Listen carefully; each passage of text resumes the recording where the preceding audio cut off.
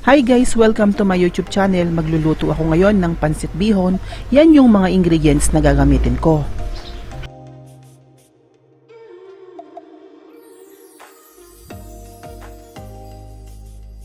Ipa-fried ko muna yung squid balls.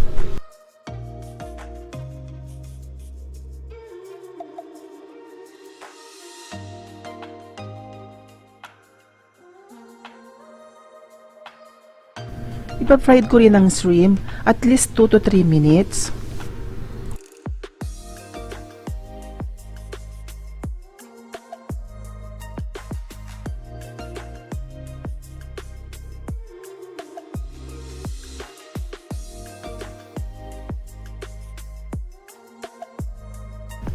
Ganon din sa carrots, ipa-fry din natin.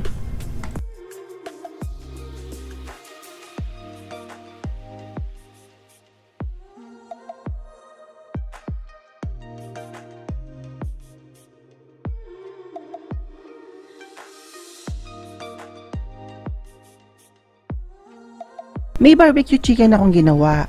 So may mga excess na part ng chicken na natira. Lalagay natin sa pancit for extra flavor din sa pancit.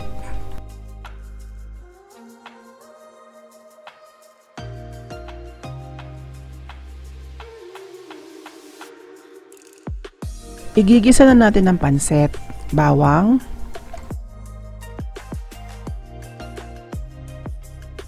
sibuyas,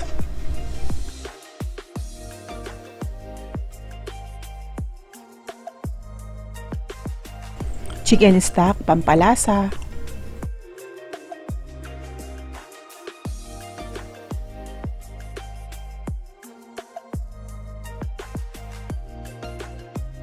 ilalagay ko yung buto ng chicken stock, pampalasa din naman. Liquid seasoning lalagyan natin.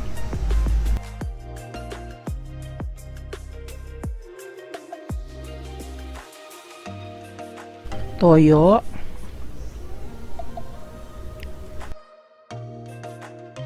Magic sarap, paminta, asin, pinagsama-sama ko na. Ngayon po tatakpan natin hanggang sa kumulo siya. Yan, kumukulo na. Maglalagay na ako ng chicken cubes. Papakuluin ko na rin ang repolyo at least 5 minutes lang para hindi siya ma-overcook. Okay na siya, tatanggalin ko na. Set aside muna.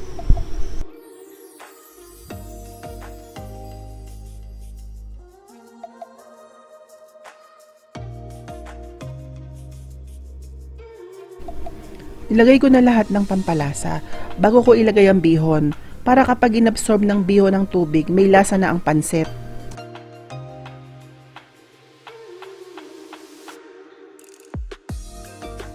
Halo lang tayo ng halo hanggang sa lumambot ang pancit.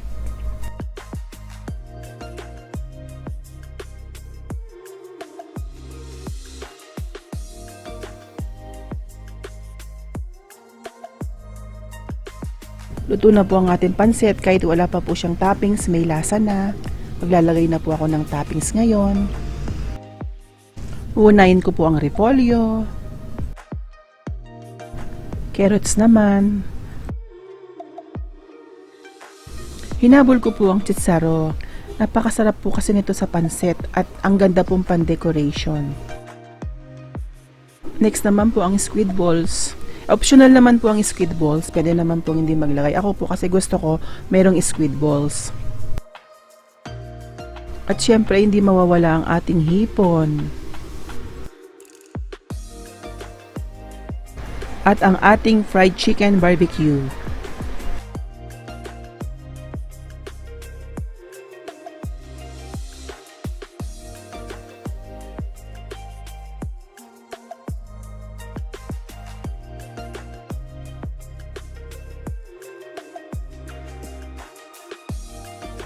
Kanina nga po pala yung pinakulo kong buto, may napansin akong mga laman pa. Ang ginawa ko po, tinanggal ko at pinride ko. Pwede po siyang pan-toppings kasi sa pancit.